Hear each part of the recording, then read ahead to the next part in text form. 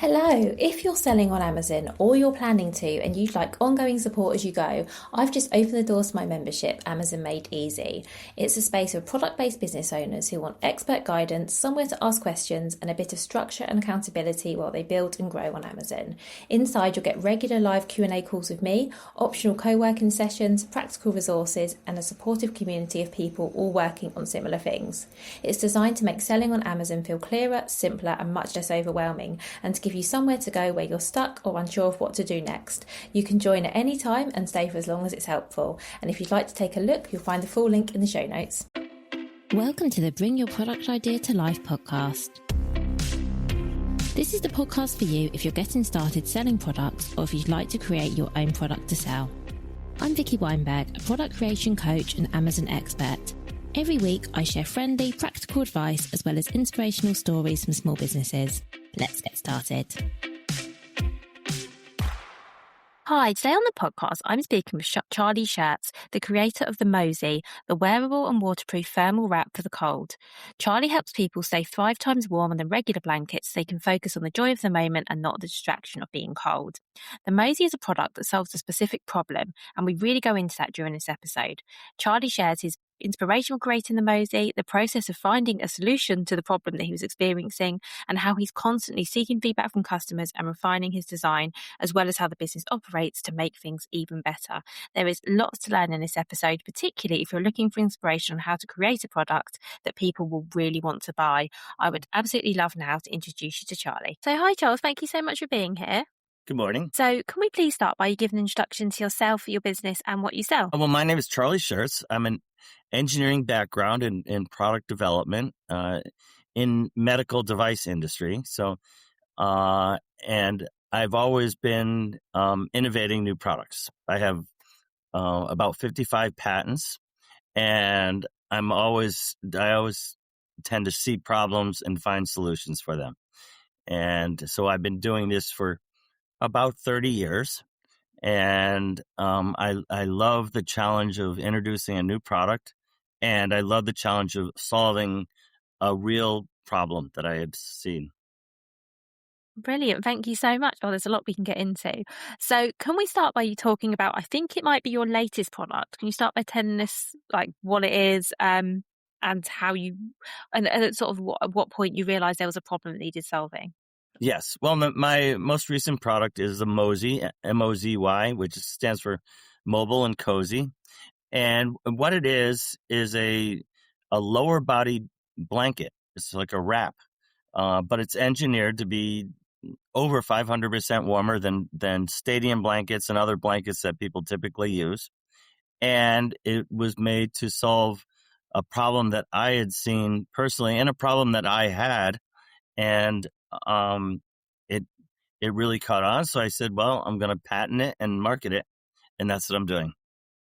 Amazing. Thank you. And what was the problem that you identified? Where did you think there was a need? Well, it started, I have 2 active children, and I would go to all their games, and often the games would be in early spring or late fall or in the evening. And I'd be going, and I had to stand up because it was too cold to sit down, and my lower body was freezing. I was bundled up with a jacket and gloves and a hat, and my body was warm, but my lower body was just protected by a pair of jeans. And I looked around and I saw other people having the same problem. And my background in engineering and thermodynamics knew that there was a better solution out there. Yeah, thank you. And I was nodding along when you said that because I completely relate to that thing of you can be super warm on your top half and you can wear a hat and your head, your ears are warm and you've got your socks on, but your legs, that's always the part that's freezing. Yes. And that's what this product solves. So what were the first steps you took once you'd identified there was a problem? How did you go about coming up with a product that would solve it? Well, I identified that people's legs are cold and their present solution is just a stadium blanket. But what I saw was every time everyone got up to cheer, the blanket would fall to the ground. It would fall if you're in the grass or in the mud. It would get all messy. And I knew there had to be a better way. And I know from my thermodynamic background that I could develop something that would be far warmer and convenient. And so that's where I went to solve the problem for myself initially, and people who were in the stands loved it. I mean, they all asked me where I got it, and I said, well, I just made it, and it was very ugly because I'm not a professional sewer.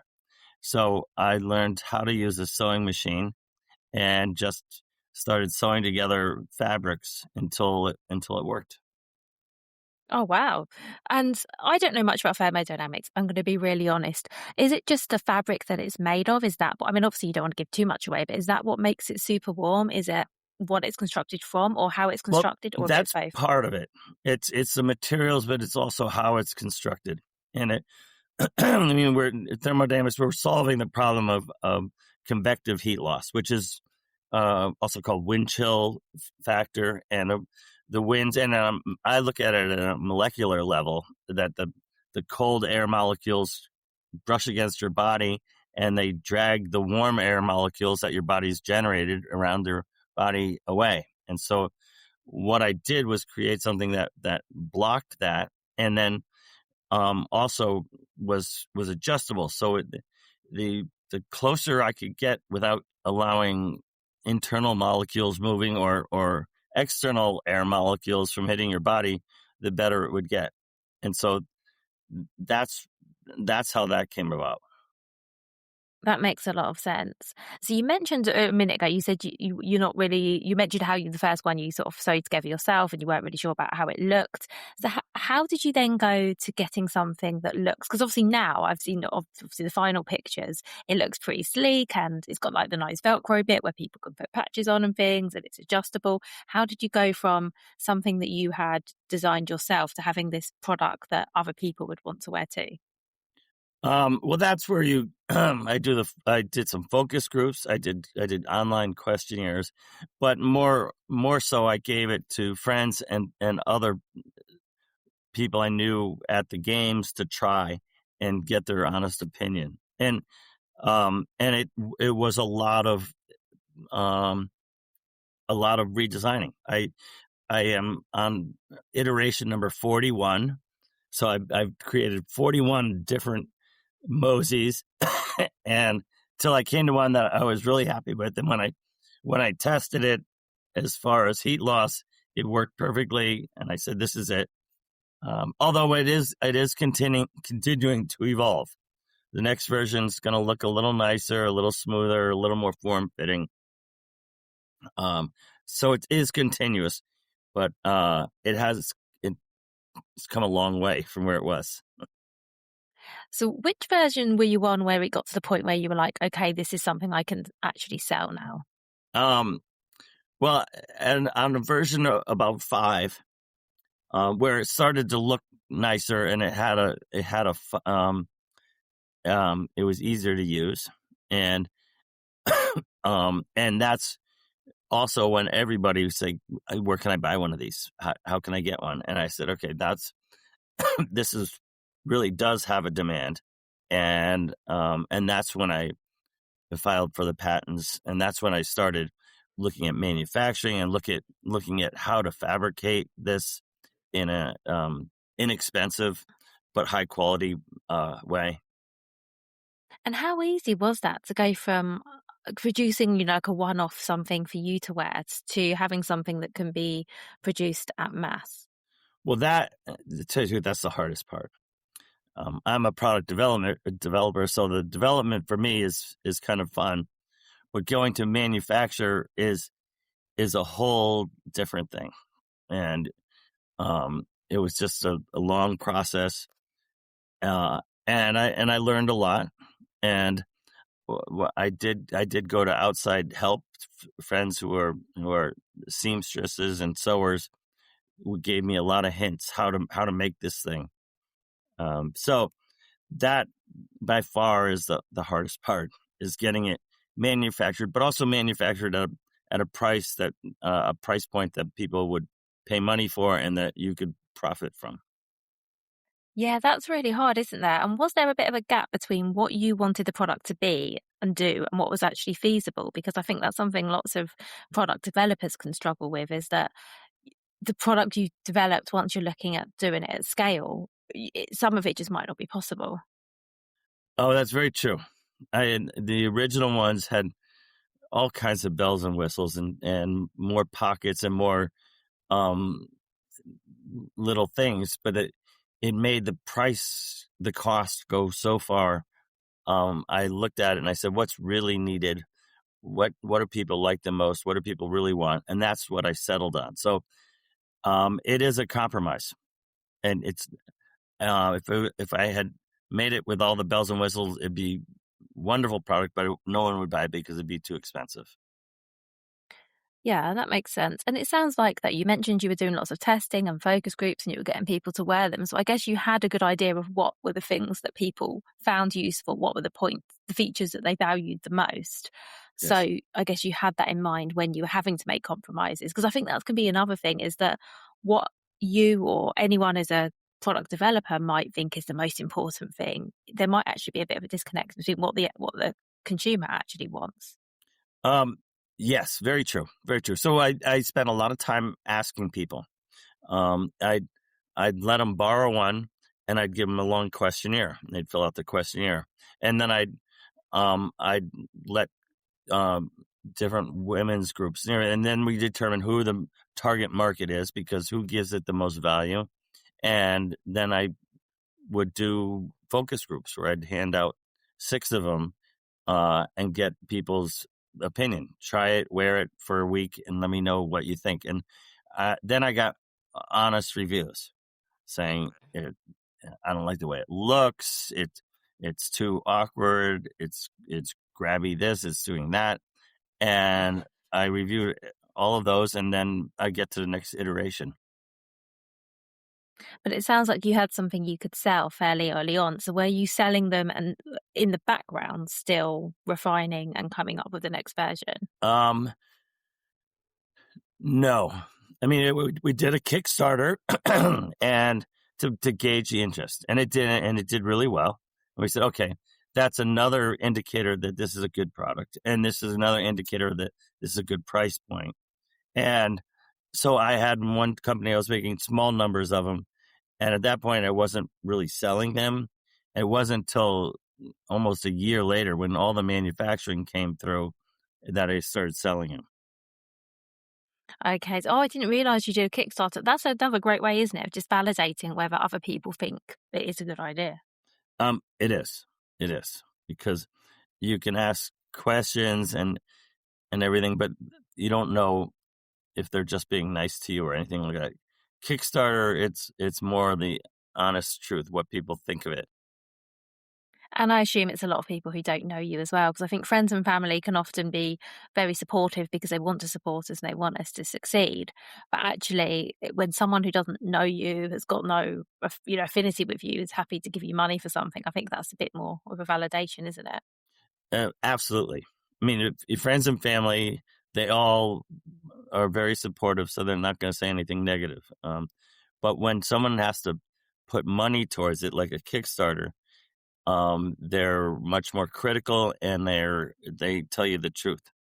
And so I do recommend that. Thank you. So beyond the Kickstarter, what did you do to start selling Mosey? Where did you start selling and how did you spread the word about it? Well, I decided that retail was too, for a small company, it's difficult, and you know, because of all the paperwork and all the stock you needed. But where I started selling them were little town fairs, little garden markets, little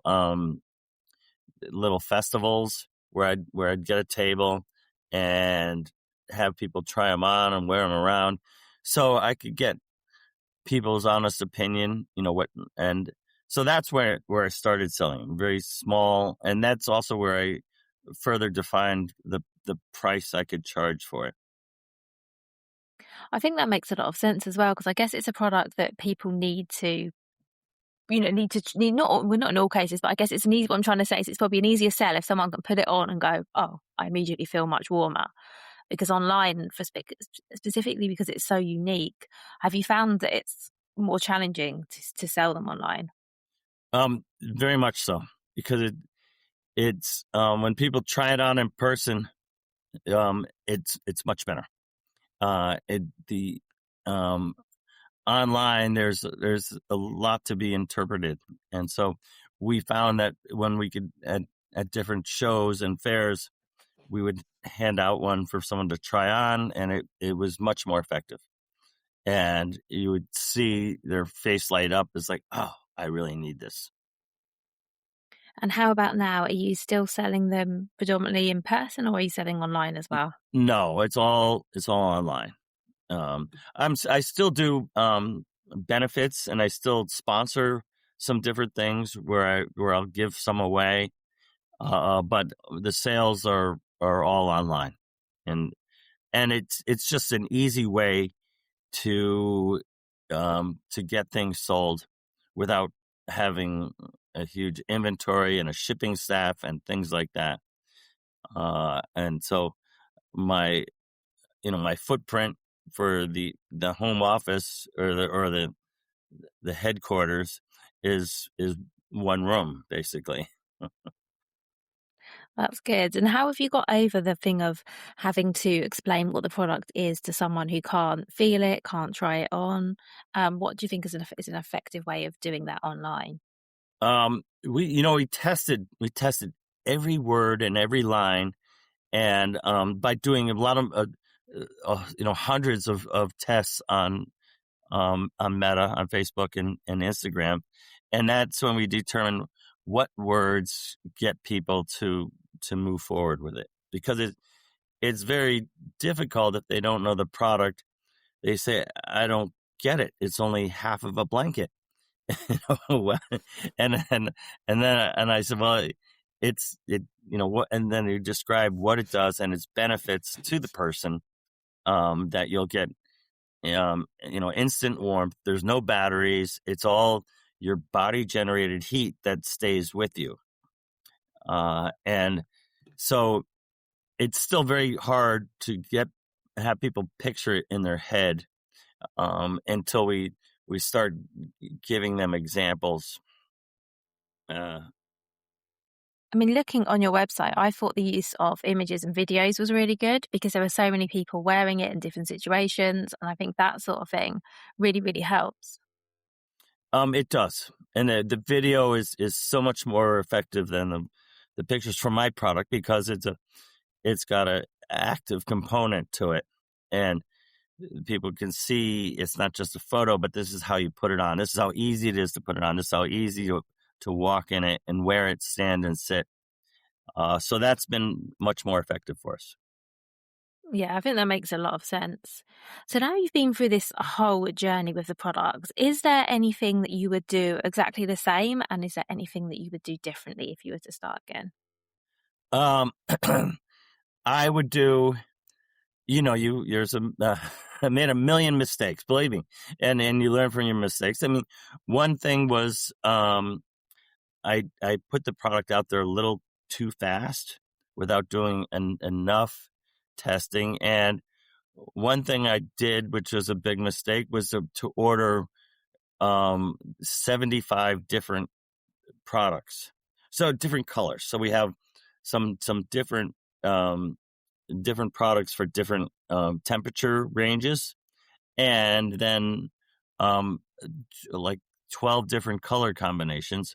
And so that all of a sudden makes a huge number. I think I had 125 different products. And for a small company, keeping an inventory of 125 products, you spend way too much time doing that. And in hindsight, I would have stayed with one product and get it firmly established, and then branch off into the other colors.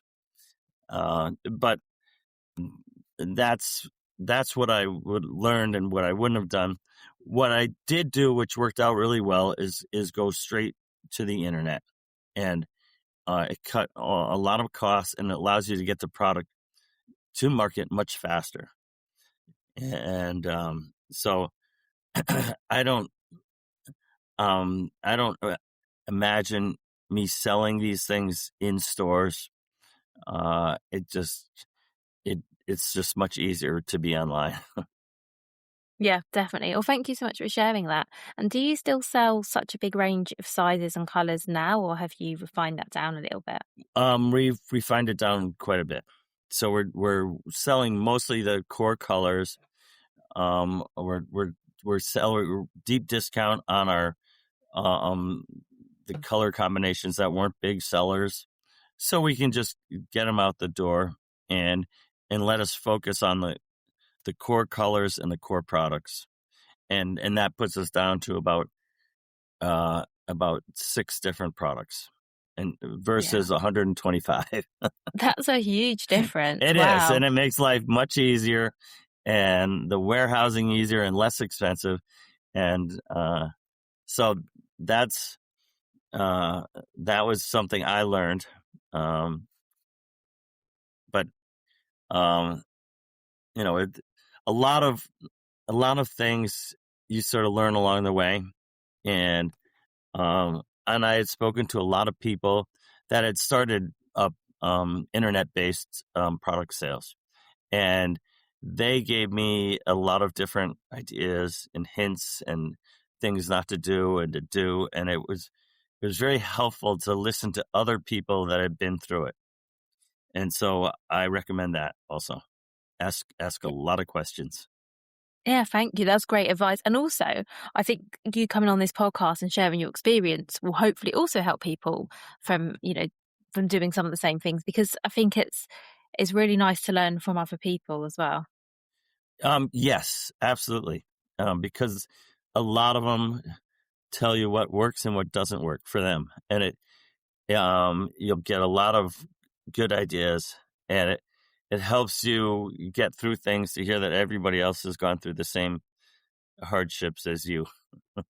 Oh, definitely. Do you know, I haven't spoken to a single person, and I've been doing this for 5.5 years. I haven't spoken to Uh, anyone who hasn't made a single mistake, because we all do. And I think there's something really reassuring in that. yes, you're going to make mistakes. You just have to minimize the impact and move on. So, if I have any listeners who are at the stage of having an idea for a product, but not really knowing where to start, so let's say right at the beginning of their journey, what would you say to someone who's in that position, who's right at the beginning, they've got a great idea, but they're not quite sure how to move ahead with it? The first thing is to make a rough prototype and show people. So in your own head, it could be the greatest thing, but you have to hear what your customer says. So you don't try to hide it. If it is something that you think is very unique, then you get a patent going on it. All you need to do is to get it pending, or you get a trademark going on it, and those can both happen very quickly. And you get it out there, get it into people's hands that will start telling you if they like it and how much they would pay for it. Thank you. I think that's brilliant advice, because I think sometimes people can be a bit nervous about sharing what they have. But I agree with you that it's really the only way to get useful feedback. Yes, I talked to a lot of people that are afraid of it being stolen, and that's a very minor fear. And if you are worried about that, get some IP on it, patents and trademarks. Yeah, I agree. And to be honest, and I mean this in a nice way, but there aren't that many people who are going to take your idea and steal them, because a lot of people, this is hard, right? It's Yeah. really hard. And if it's your idea and you're passionate about it, there aren't that many more people who are going to be more excited than you are. Yes. So yeah, I think that obviously there are legitimate concerns, but I think in the very early days, that when you're literally just coming up with the idea, I think the chances of anyone deciding they're going to copy it is really low. It is very low. And if you are paranoid, you are worried about it, you have them sign a non-disclosure agreement that sort of legally holds them to privacy. And you can do that. It doesn't really hold up really well if someone challenges it, but it makes them know that this is a private idea. Don't even think about trying to steal it. Yeah, and it makes them know that you're taking it seriously as well, which I Yes. think is Yeah. also good. Oh, thank you. That's great advice. Now, I've got one final question for you, Charlie, if that's okay. Yeah. And that is, what would your number one piece of advice be for other product creators? It's persistence. You're going to meet a million people that say, no, can't be done. No, won't do it. It doesn't make sense. I'm not going to do that. And you stick with it. And it's all about sticking with it and putting the time in, because it does take a lot of time. It's, when you wake up till when you go to sleep, and you dream about it, and you're 7 days a week and everything like that. But that's life as an entrepreneur. And it's very exciting at times, and it's sort of depressing at times. But that's how it is. And then the key is persistence. Just stick with it. That's brilliant advice. Thank you. And I also think it comes back to what we were saying about being passionate about your idea, because I think you have to be, don't you, to Yes. persist at it. You do. You have to be passionate about it and let people know that your passion behind it. And that's why I think that products like yours that solve a problem, I think it's I think in a way that's easier to kind of get passionate about, because you know that it's solving something for people. And I think that's a really great way of coming up with ideas of product. Because sometimes people will ask me, and actually this question I might put to you, Charlie, because I know you've developed lots of products, is that sometimes people will say, well, how do I come up with an idea for a product? What I know I said it was the last question, but if you'll forgive me, what would you say to that? You stay aware of things, and you look at where people are having problems, and there's a million things you see every day, and like, I can solve this, and then is it worth solving? And then what problem am I solving? And so the idea is just to keep aware and observe everything. That's brilliant advice. Thank you so much. All right. Thank you. Thank you so much for listening right to the end of this episode. Do remember that you can get the full back catalogue and lots of free resources on my website, vickyweinberg.com. Please do remember to rate and review this episode if you've enjoyed it, and also share it with a friend who you think might find it useful. Thank you again, and see you next week.